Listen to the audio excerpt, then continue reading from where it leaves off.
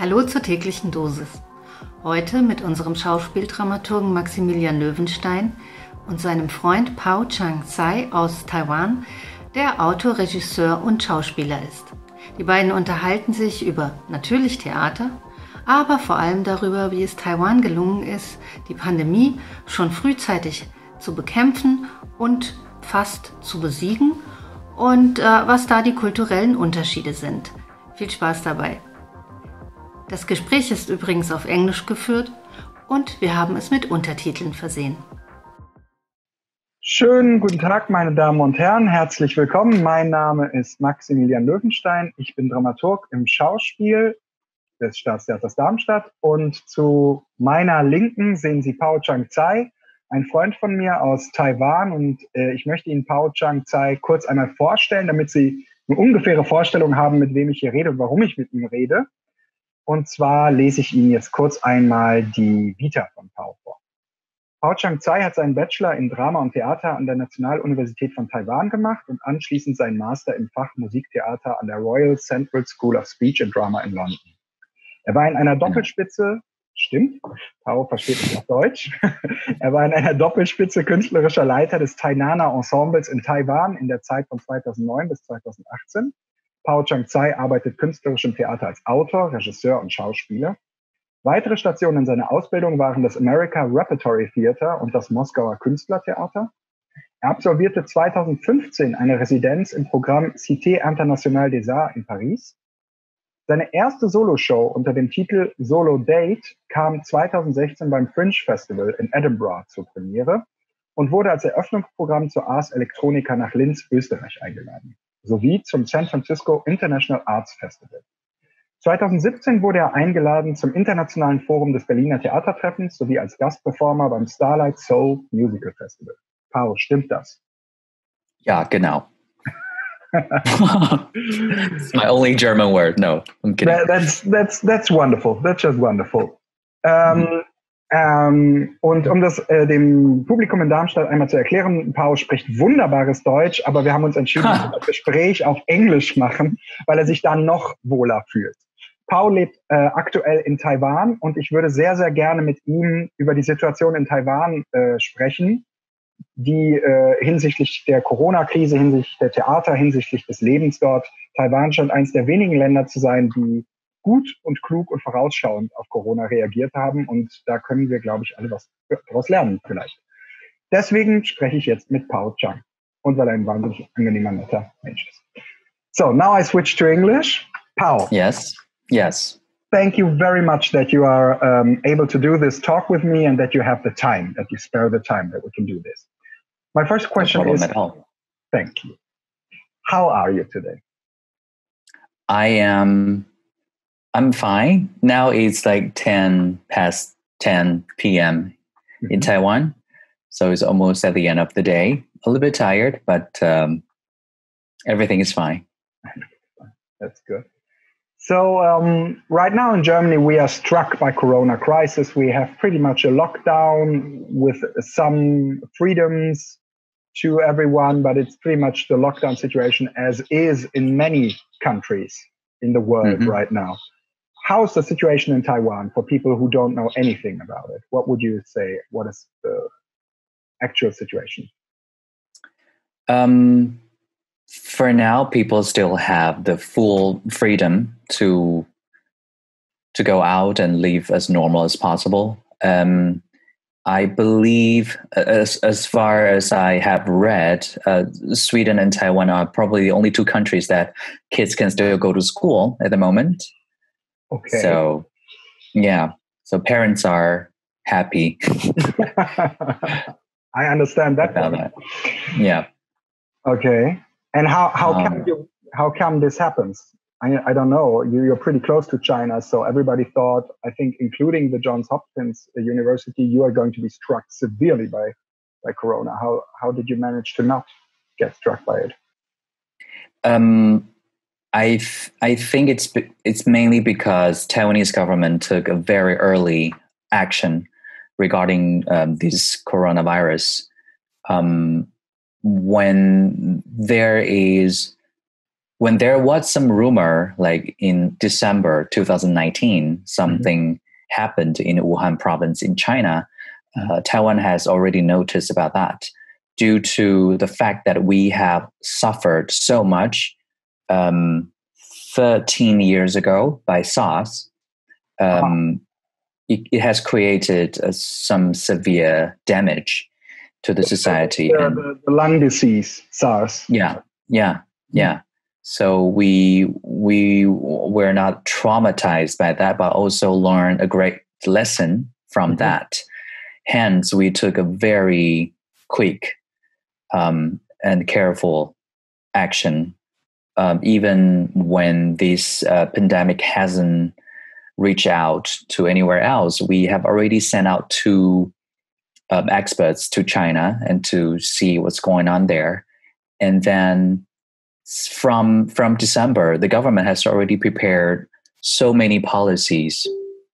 For example, we have already decided stop exporting the face masks, and we are already recruiting factories to assemble the machine to produce the face masks. So, just to understand this right, in December, your government kind of found out there's something going on in Wuhan which is not cool, and then they sent 2 secret agents to Wuhan, or how do I have to imagine that? Oh, I believe it's not secret agent, since, as you said earlier, there are very frequent cultural or anything exchange programs between Taiwan and China. So it's very common, I have to say, for people from 2 countries to just travel to each other. Maybe more from Taiwanese to China, to be honest. So I actually read about that from the newspaper, about that we sent 2 experts to China to investigate the situation. They said you need to react now. They said it from the beginning. You mean our government? Yes, those experts. They went to Wuhan and they said, do something now, immediately. I think they immediately advised the government. And for us, people, I think we started to know a lot more about that at the very beginning of January. So it's very funny to see how Europe and the United States, for example, to go through exactly what we have been through in the beginning of January. It's just like in a month, everything seems like happened again in the West. Like we also had the small crisis buying toilet paper, believe it or not. It seems like a human nature in a way. Like people are so much worried about they're running out of toilet paper. But luckily we stopped that rumor immediately. So people stopped like stocking toilet paper and stuff. But we are very aware of the usage and the function of face masks, which is very different from Western culture, I believe. Like all my friends from Europe or the United States, most of them don't recognize the function of face masks, or consider that's something that only worn by sick people. Which I totally understand where that perspective coming from. But it is interesting to mention that wearing face masks is very common in many Asian countries, especially, I would say, from my observation, especially in Japan, Korea, and Taiwan. And believe it or not, we wear face masks for various reasons. I can give you 3 most common reasons. The first one is if we feel any like sickness, only just the early stage of a cold, or we just cough a little bit, we have this tendency to wear face masks in order to protect others from being affected. I think it came from a mindset that we try our best not to causing other people's trouble.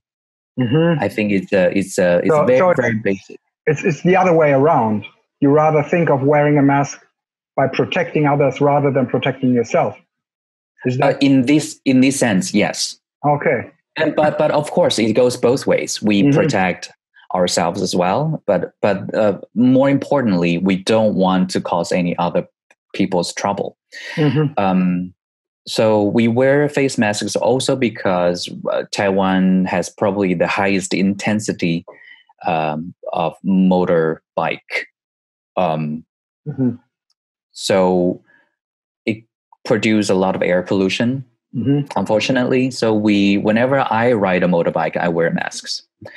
And funny enough, a lot of women here, if they are too lazy to put on makeups, they wear masks as well, just to cover most. Put on makeups. Okay. Yes, believe it or not, a lot of people, we make fun of ourselves after all this pandemic, that everybody suddenly looks so beautiful and handsome after wearing masks. Okay. Covers most of your face. So we should really discuss this, because right now people see it as a hindrance and as an ugly thing, destroying our beautiful European faces. So I guess we can learn something from you. Some Taiwanese wisdom we could take.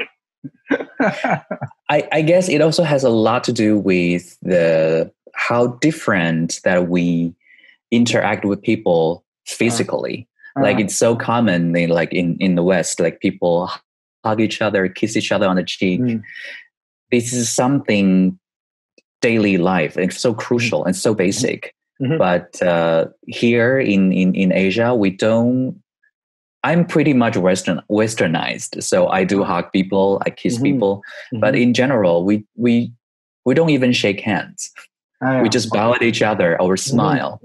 So I think this is also reflect on this social behavior as well. So what is you pointed out? Okay, you saw all the developments, the toilet paper crisis, and all these wonderful things with a really big delay happening in the West. Yeah. What's your explanation for that? Because I guess people who wanted to know could have known in December in the West as well that there is not such a nice virus popping up. So what is your explanation for that difference in behavior? I'm not sure if I'm the best person to answer that, but from my perspective, I think it has a lot to do with the fact that people still, unfortunately, holding certain stereotypes in terms of some certain diseases or viruses like that. I believe at the very early stage, probably people in Europe or in the States still consider this is something only happen in Asia due to various reasons, perhaps the hygienic environment or the climate or something like that. So people didn't really take it seriously enough.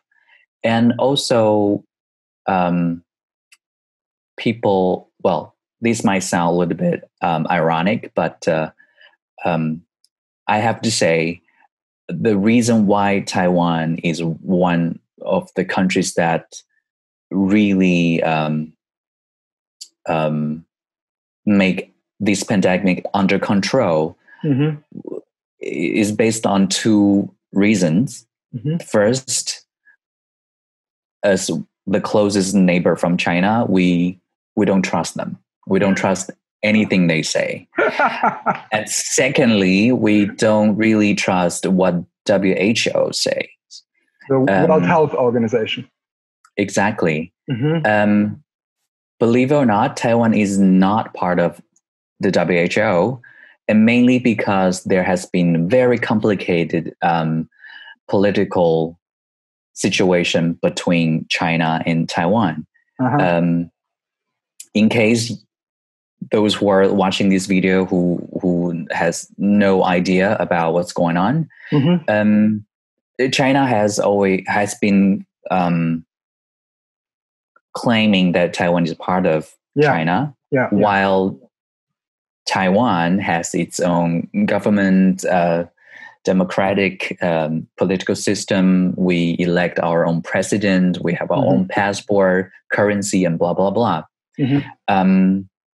This issue hasn't been solved, and it has been decades. And through these pandemic crisis, this issue has been enlarged in all different aspects. Like China exclude Taiwan from WHO to get the first-hand information and participate in the meetings to know more about these crises and disease. And we have been trying to get into that organization in order to join this conference to contribute our knowledge as well, since Taiwan has one of the best medical system in the world. Having said that, we know that we need to prepare ourselves well, because if something happened to us, to be fair, no one will help us. We have to be strong enough to protect our own citizens and ourselves. That's why we have been so careful and do everything we can. I think we are one of the first countries that stop flights or flights between Wuhan and Taiwan. And then we check everyone. We take very serious procedure for everyone who enter Taiwan. We measure the temperature. We trace their travel history. We make sure those who came from more suspicious area or countries to have this quarantine in a very early stage. So, and people accept that. It's for people okay, because they think if we don't get it done, then nobody will help us, as you said. So I think it's a common consensus here. But of course, people complain. Like everywhere else. Some people, of course, don't like the idea of quarantine. Some people don't like being their privacy to be asked too much. Why do you need to know? But I think in this matter, overall Taiwanese are very supportive to our government, because we still remember the lesson that I mentioned earlier about the SARS 13 years ago. So from what I hear is, I'm as I am, I'm an egoistic person, and I want to find out things which help me. And I'm very interested in hearing what you do. But if I understand that right, the West and the United States and probably the rest of the world has felt far too safe, has trusted the WHO too much, and has not reacted in a way that is fast enough and that was strong enough. If I kind of deduct what you say, would you agree to that, or what do you think did your government do right in addition to that? They were fast. They were very consequent about it. They have people who support these measures because they say, well, without this, we would be kind of out in the world without any help, if I understand that right. And and you were mischievous about informations, and you said we need very to much for ourselves, because we cannot trust these organizations, for example. Yeah, and what I found interesting is that I believe the majority of people are also suspicious about, for example, the recent infected cases number announced from China. It has been 0. Who would have believed in that? But but I don't know. I mean, it seems to me that people are suspicious. People are not that stupid, I believe, but very few people say something about that. Maybe I think it's also very political as well. Like different countries in Europe or the United States are all having very close, at least economical situation and tight with China.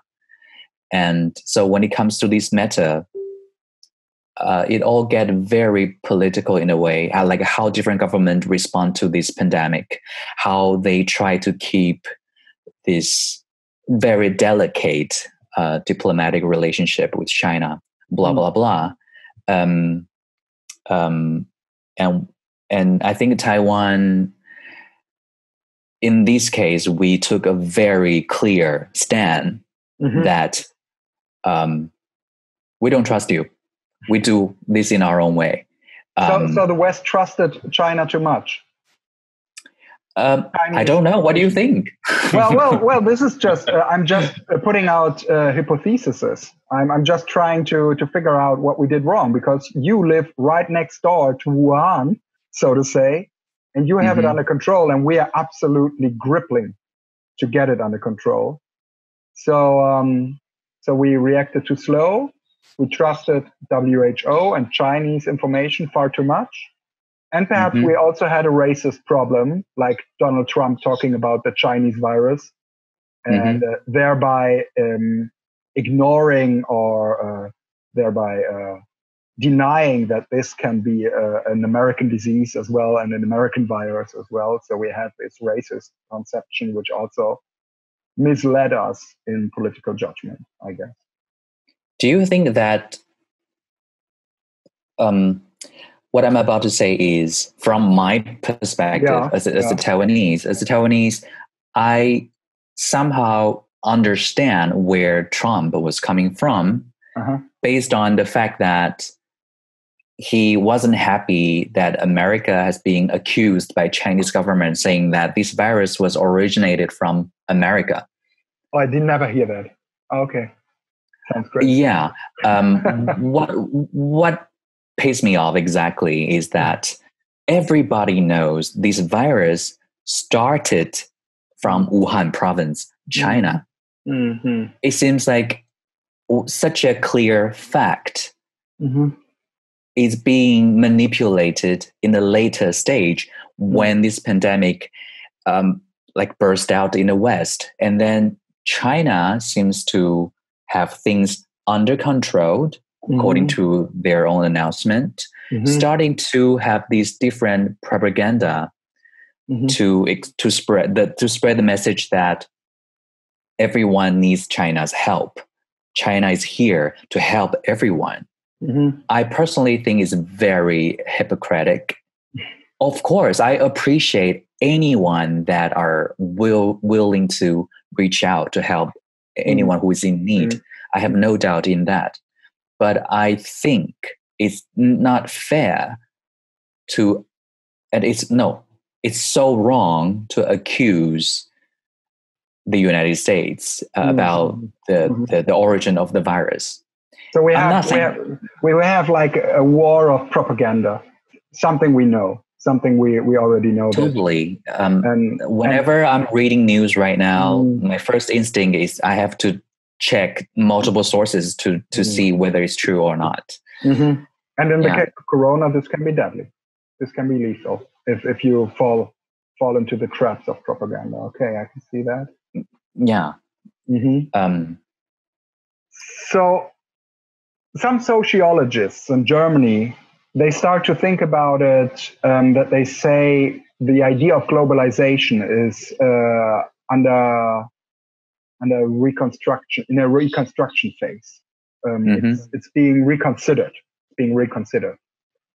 That people perhaps do what you say. They say, okay, I need to be able to rely on my own healthcare system, and I need to look out for my local competence rather than say the global connection and net will work it out for me.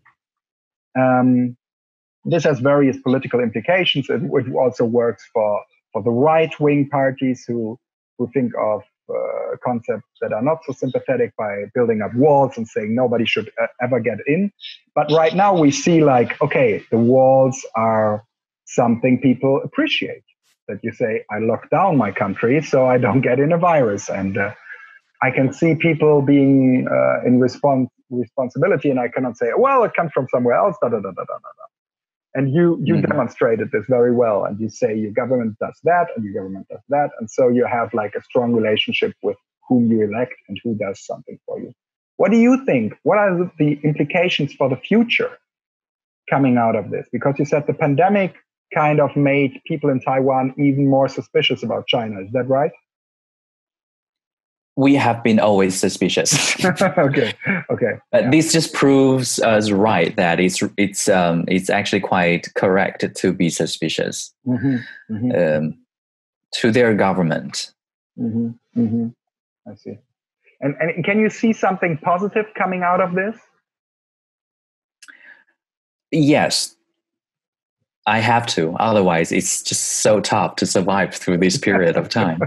I think the whole world can take on this pandemic in the sense that we finally realize that how much we relied on China is actually too much. So when something happened there, the whole world is almost shut down in a sense.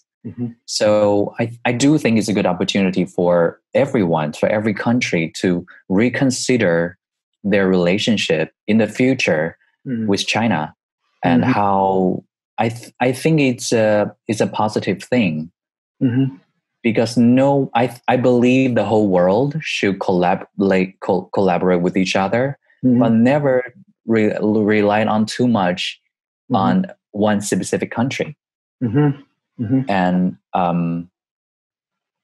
And regardless how much I'm aware the importance of economic in every country, I am hoping through this pandemic people can reconsider the relationship between countries more on the humanity or the political system rather than just for the sake of the economics. But I'm saying this more from a Taiwanese perspective. Yeah, well, of course. But that's just for a bigger scale of discussion. But for the personal level, I have been noticed that I think it's quite good to slow down a little bit, because we've been going so fast forward without noticing what problems might have already caused in our daily life. And during this period of time, for example, I've been reached out by so many friends that I haven't been in touch with. I don't know if it's because they are bored to death, so they need to call me, or they actually finally have the time to consider or to think about during this quarantine time, who do they really want to get in touch with? Who do they miss most? Who are they craving to hug right now? What's their relationship with their lovers, partners, and kids and everything? This is a great time to think about that. It's also a great challenge, I have to say. Yes, but I do too. Yeah, but it's better than never go through this whole thing, I think. I'm not saying that I'm not that optimistic about everything. This is just my personality. But I do feel quite blessed in a way that during this kind of quarantine time, I can actually more focus on things that I wasn't be able to focus on because I am too easily distracted by so many things. What do you think you should focus on? What is it that you say, okay, now I have like a potential that is enlarging, enlarged because I don't have all these distractions coming. And what is you think about? Where do I need to put in my strength, my ideas, my artistic mission? Where is it that you think you need to go now? Take myself, for example. I was actually my whole planning.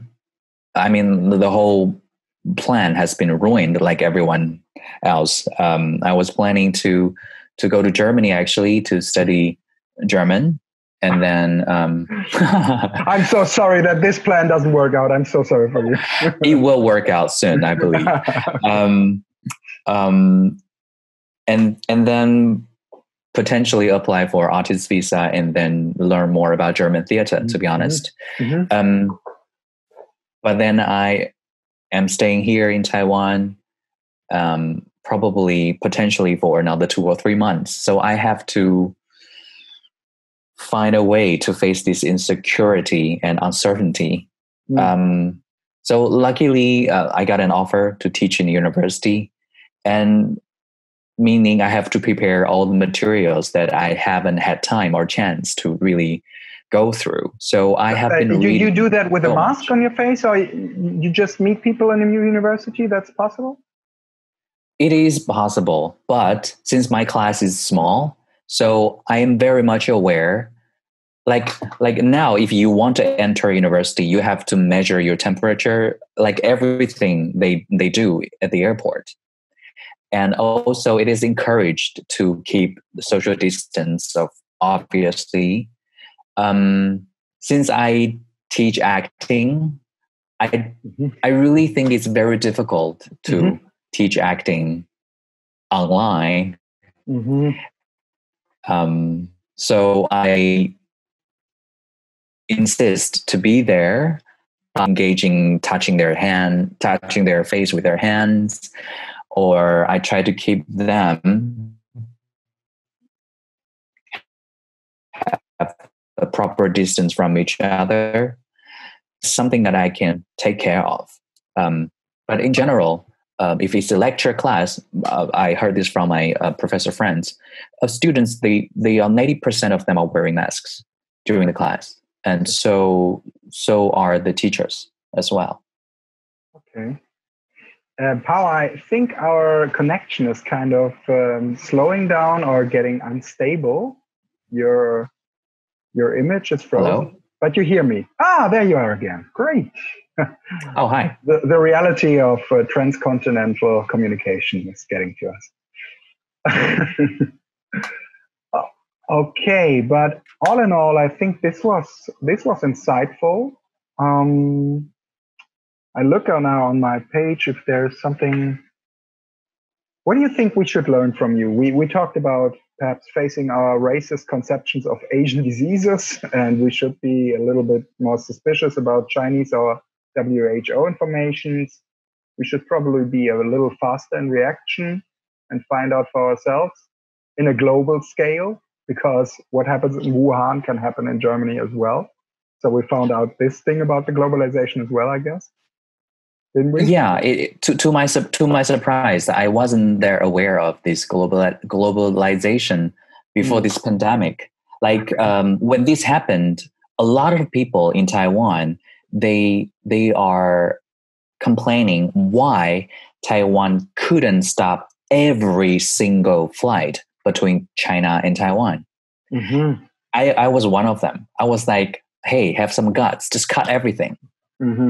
But to be honest, things aren't that easy. Like, for example, like I forgot the number, but it has a very high percentage of the ingredients or the materials to produce certain medicine. Like all the medical ingredients came from China. So if you stop all the flights, you will affect the medicine to produce, and you might endanger those people who already have other disease in your own country. So we are interdependent. We have strong relationships. We have strong relationships in this world, and we depend upon them, and we cannot deny that. We cannot talk about autonomy in a way that we say shut down everything and everything's fine. Exactly. Unfortunately, we cannot. You need something from India, you need something from China, you need some small chips from Taiwan to make whatever you're using right now. So, I mean, it's supposed to be a beautiful concept that we live in the globalization planet, but we need to reconsider how to work it out after this crisis. I think it's very crucial. I think it's a very important lesson, the most important lesson that we should learn from this, actually. And I guess that it was very smart of your government to send over two doctors to check on themselves. What is it we're talking about? And I heard about coronavirus in Wuhan, perhaps in February or in the end of January. And I think tell me? Sorry? Yeah, go ahead. Go ahead. Okay. So I heard about it early on, and then... Sorry, I lost you a little bit. Could you repeat the question? Did you ask me something? No, I just said I heard about it, I think, at the end of January, that there's something in Wuhan. Okay. And perhaps our government should have sent over some people to have a look at it as well and say, come on, there are flights going back and forth. Check on that. Perhaps that would be smart, wouldn't it? That would have been smart. Okay. I think we're losing a little bit here, the connection. You hear me? Nah. Now I can. I started to get suspicious again. Maybe our chatting has been checked by the Chinese hackers and they're not happy about we're talking about this. So I got it all recorded on my laptop. It will destroy itself in 2 minutes, I guess. Okay. Yeah. So artistically, life will go on. What in life does? I don't know about that. Okay, tell me. Again, I am more pessimistic. I had this conversation with a friend of mine today. I was wondering if the form of theater will die out in 21st century because of this. Of course, we think this is not going to happen. Like there were plagues during Shakespeare's time, but theater still continue in its own way, and we still believe that people have this craving to enjoy the live performances, like our ancestors and everything. I guess I just have this fear and also reconsider my position and my role in this society. I don't know what it's like in Germany, but when this happens, when all the performances were canceled here in Taiwan, we were like, so nobody really needs theater eventually. This is something extra, but not essential, right? We don't know. We started to doubt ourselves. So we are reconsidering our role as well. Yeah. A lot of theaters try to do this. Yeah, like... right now. Yeah. Sorry. No. I agree with you. Like maybe this reconsideration is not a bad thing. Like we can, that's how we make progress. Like how theater can create. I mean, what makes theater irreplaceable? What makes theater unique? Have we thought about that, or is this something for the middle class or higher class to appreciate? I don't know. I have to think about that as well. So that's a good closing point. So we have like a little task for ourselves. You have one in Taiwan. Yeah, totally, absolutely. I have one here in Germany. We have to think about what makes us irreplaceable?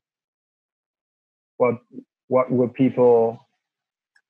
give people the need, the urge to come to us when we open up again? What is it? That's good if we think about that. Mm. Yeah. Pao, I really need to say thank you to you. This was interesting, and we could go on for some time longer now to talk about this, but I guess we have this format. It's called Daily Doses, and I guess 14 minutes or so, people will have a big doses with this. And I hope that everybody understood what we said, and that we can give people in Darmstadt perhaps a different perspective, or anybody else who will watch what we said now. So I would say thank you very much. And I would say thank you very much as well. And I would put some more German lines to say goodbye to the audience, if that's okay for you. I guess. Of course. Of course. Great. Also, vielen Dank, meine Damen und Herren, dass Sie sich dieses längere Gespräch zwischen zwei Kontinenten, zwischen zwei Theaterschaffenden angeschaut haben. Ich hoffe, es war für Sie interessant. Ich hoffe, Sie konnten das Englisch, was wir beide nicht als Muttersprache haben, gut verstehen, und Sie hatten vielleicht ein oder zwei neue Ideen zu dieser Corona-Krise, die Sie vorher noch nicht hatten. Ich wünsche Ihnen noch einen schönen Abend und verabschiede mich. Tschüss. Ja, das war doch wirklich interessant. Und ich finde, am spannendsten war der Teil, wo es darum ging, wie wir unser Verhältnis zu China überdenken sollten. Ich glaube, das ist eine wichtige Maßnahme. Und auch das Thema Masken tragen, wie das in Asien angegangen wird und wie bei uns, und die Unterschiede, das fand ich sehr spannend. Und ich denke selbst jetzt mal darüber nach, ob ich mich da doch ein bisschen weniger wehren sollte, einfach aus Respekt vor anderen. In diesem Sinne, einen schönen Abend. Tschüss.